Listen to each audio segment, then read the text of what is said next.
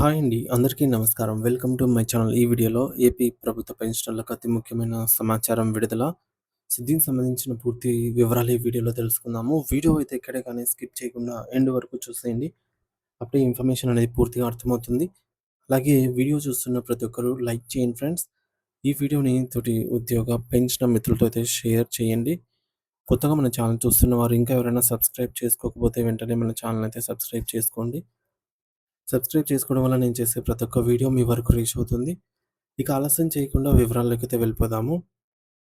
Friends, ఇక విషయానికొచ్చినట్టయితే EHS employee health scheme పెన్షనర్ల ఆవేదన పరిష్కారం ఎప్పుడు? ముఖ్యంగా విశ్రాంత ఉద్యోగ మిత్రులు తరచుగా అడుగుతున్నటువంటి ఒక ముఖ్యమైన ప్రశ్నే ఉద్యోగుల ఆరోగ్య పథకమైనటువంటి ఈహెచ్ఎస్ కోసం మా పెన్షన్ నుండి నెల నెల చందా వసూలు చేస్తూ ఉన్నారు సబ్స్క్రిప్షన్ కోసం. అయితే కొంతమంది నుంచి రూ. 300, మరికొంతమంది నుంచి రూ. 225 కోత అంటే సబ్స్క్రిప్షన్ కింద తీసుకుంటున్నారు. ఈ తేడా వల్ల మాకందే వైద్య సేవల్లో ఏమైనా తారతమ్యాలు ఏమైనా ఉంటాయా? ఇది ఎక్కువ అమౌంట్ కాబట్టి అనేది. ఈ సందేహాలను నివృత్తి చేసుకుంటూ ఈహెచ్ఎస్ పథకం ఎదుర్కొంటున్న తీవ్రమైన సమస్యలను మనమైతే వివరంగా చర్చించుకుందాము. అంటే ఫ్రెండ్స్, మనకి తెలిసిందే, ప్రీమియం తక్కువ ఉంటే అంటే రూ. 225 ఉంటే ఇక్కడ జనరల్ వార్డే ఇస్తారు అని చెప్పేసి సాధారణంగా అందరూ అనుకుంటూ ఉంటారు. అలాగే అడ్మిట్ అయితే మనకి జనరల్ సెపరేట్ రూమ్ ఉండదు. లేదంటే కొన్ని షేర్డ్ ఉంటాయి. లేదంటే కొన్ని తక్కువ స్థాయి ఈ విధంగా సౌకర్యాలు ఉంటాయి. లేదంటే కొంతవరకే అమౌంట్ కవర్ అవుతుంది. ఈ విధంగా ఏమన్నా ఉంటాయా? 300 వారికి అన్‌లిమిటెడ్‌గా అన్నీ ఉంటాయా? అసలు ఏంటి ఈ యొక్క వ్యత్యాసం ఏంటి? మరియు ఇప్పుడు ఈహెచ్ఎస్‌కు సంబంధించి ప్రస్తుతం నెలకొన్న సమస్యలేంటి? ఏ సమస్యలతో పెన్షనర్స్ పోరాడుతున్నారు? వాటికి సంబంధించి వివరాలు ఏంటి అనేది ఇప్పుడు చూద్దాము. సో, సబ్స్క్రిప్షన్‌లో తేడా ఎందుకు? వైద్యంలో తేడా ఉంటుందా? అంటే ముందుగా చందాలో ఆహ్, తేడాకు గల కారణాన్ని స్పష్టంగా అర్థం చేసుకుందాం. మొదటిది, ఫస్ట్ వన్, గ్రేడ్ ఆధారిత చందా. ఉద్యోగి పదవీ విరమణ చేసిన నాటికి ఉన్న పే స్కేల్ ఆధారంగా వారి గ్రేడ్ అనేది నిర్ణయించబడుతుంది. ఈ గ్రేడ్ ప్రకారమే వారి నెలవారీ చందాలో తేడా ఉంటుంది. ఉన్నత గ్రేడ్‌లో పదవీ విరమణ చేసిన వారికి రూ. 300 అంటే హై గ్రేడ్. మరియు దిగువ గ్రేడ్‌లో పదవీ విరమణ చేసిన వారికి రూ. 225 చొప్పున వారి యొక్క పెన్షన్ నుంచి మినహాయింపైతే చేస్తారు. అంటే ఇక్కడ గ్రేడ్‌కు సంబంధించి ఈ అమౌంట్ అనేది ఫిక్స్ అవుతుంది. 225, 300 అనేది. ఇకపోతే రెండవది, వైద్య సేవల్లో సమానత్వం. చందాలో తేడా ఉన్నంత మాత్రాన వైద్య సేవలో ఎటువంటి తారతమ్యం ఉండదు. 2 గ్రేడ్‌ల వారికి ఒకే రకమైన వ్యాధులకు ఒకే రకమైన చికిత్స ప్యాకేజీలు వర్తిస్తాయి. వైద్య నాణ్యతలో గాని, చికిత్స లభ్యతలో గాని ఎటువంటి మార్పయితే ఉండదు. ఇది మనకు క్లియర్ అయిపోయింది. మన దగ్గర నుంచి 225 ఆహ్, వసూలు చేస్తున్నారు ఈహెచ్ఎస్ కోసం అనంటే, అది గ్రేడ్ మీద ఆధారపడినది మాత్రమే కానీ, వైద్య సేవలో ఒకే రకమైన చికిత్స ఉంటుంది. ఎటువంటి తారతమ్యం అనేది ఉండదు అనేది మనము గుర్తుంచుకోవాలి ఫ్రెండ్స్. ఇది క్లియర్. ఇంకా గది కేటాయింపులో మాత్రం తేడా అయితే ఉంటుందంటున్నారు. ఈ గ్రేడ్‌ల మధ్య ఉన్న ఏకైక తేడా వచ్చేసి ఆసుపత్రిలో చేరేటప్పుడు గది కేటాయింపులో మాత్రమే కనిపిస్తుంది. 300 చందా చెల్లించే వారికి ప్రత్యేక గది అంటే సింగిల్ రూమ్ కేటాయిస్తారు. రూ. 225 చెల్లించే కోత విధించే వారికి అంటే 225 మాత్రమే కట్ అవుతున్న వారికి ఈహెచ్ఎస్ సబ్స్క్రిప్షన్ నుండి. వారికి ఇద్దరు ఉండే గది అంటే షేరింగ్ రూము. అంటే మరి జనరల్ వార్డ్ ఏమి కాదు, షేరింగ్, ఇద్దరు ఉండే రూము.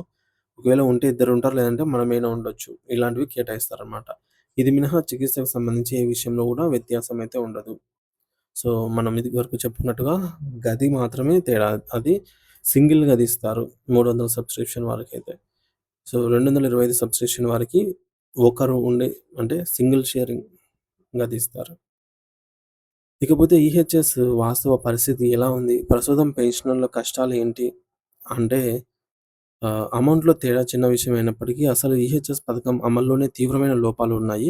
ఇది పెన్షనర్లను తీవ్ర ఆందోళనకు, ఆర్థిక ఇబ్బందులకు అయితే గురి చేస్తోంది. పేరుకే నగదు రహిత వైద్యం.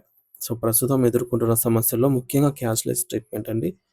సో, క్యాష్‌లెస్ ట్రీట్మెంట్ అనేది GO MS number 83 dated on 25థ్ డిసెంబర్ 2016 ప్రకారంగా ప్రభుత్వం మరియు ఉద్యోగుల వాటాను 50-50గా మార్చినప్పటికీ ఆచరణలో నగదు రహిత వైద్యం అనేది ఒక కలగానే మిగిలిపోయింది. అంటే క్యాష్‌లెస్ ట్రీట్మెంట్ అందటం లేదు. మనము డబ్బులు పెట్టి చేపించుకుంటే తర్వాత దాంట్లో పర్సెంటేజ్‌ని మాత్రం రిటర్న్ ఇస్తున్నారు. దీనిపై గల ప్రత్యేక కారణం నెట్‌వర్క్ హాస్పిటల్స్‌కు ప్రస్తుత ప్రభుత్వాలు చెల్లించాల్సిన బకాయిలు వేల కోట్లలో పేరుకొని పోవడమే. ఫలితంగా చాలా హాస్పిటల్స్ ఈహెచ్ఎస్ కార్డులపై వైద్యం చేయడానికి నిరాకరిస్తున్నాయి. కొన్ని చోట్ల కేవలం కంటి, అలాగే టీత్‌కి సంబంధించిన వైద్యం మాత్రమే అందిస్తూ చేతులు దులుపుకుంటున్నారు. ఇది పెన్షనర్లను తీవ్ర నిరాశకు గురిచేస్తోంది. రెండవది వైద్య పరిమితి. ఫైనాన్షియల్ లిమిట్ 10 ఏళ్ల నాటి పాత లెక్కే. అంటే 2014లో ఉద్యోగులకు, పెన్షనర్లకు గరిష్ట వైద్య ఖర్చుల పరిమితి 2,00,000గా నిర్ణయించారు. కానీ నేటికి అదే ఆచరణలో కొనసాగుతూ వస్తోంది. సో, ఇక దశాబ్దాల కాలంలో ఆసుపత్రుల ఖర్చులు, మందుల ధరలు, సర్జరీల రేట్లు అన్నీ భారీగా పెరిగాయి. కానీ ప్రభుత్వం వాస్తవాన్ని తగ్గట్టుగా 3,00,000-5,00,000 వరకు ఖర్చయ్యే పెద్ద పెద్ద ఆపరేషన్‌లకి కూడా పెన్షనర్స్ తమ చేతి మీద నుంచి మిగిలిన లక్షలాది రూపాయలు భరించాల్సొస్తోంది. ఈహెచ్ఎస్ పోను. ఇకపోతే మూడోది వైద్య ఖర్చుల భారం. ఆర్థికంగా చితికిపోతున్న వృద్ధులు. వృద్ధాప్యంలో వచ్చే పెన్షన్‌లో సింహభాగము అమౌంట్ మందులకే సరిపోతోంది. ముఖ్యంగా భార్యాభర్తలు ఇద్దరు కూడా పెన్షనర్లయితే దీర్ఘకాలిక వ్యాధులకు రూ. 10,000 పైగా మందులకే ఖర్చు చేయాల్సిన దుస్థితి నెలకొంది ప్రతి నెల గూడా.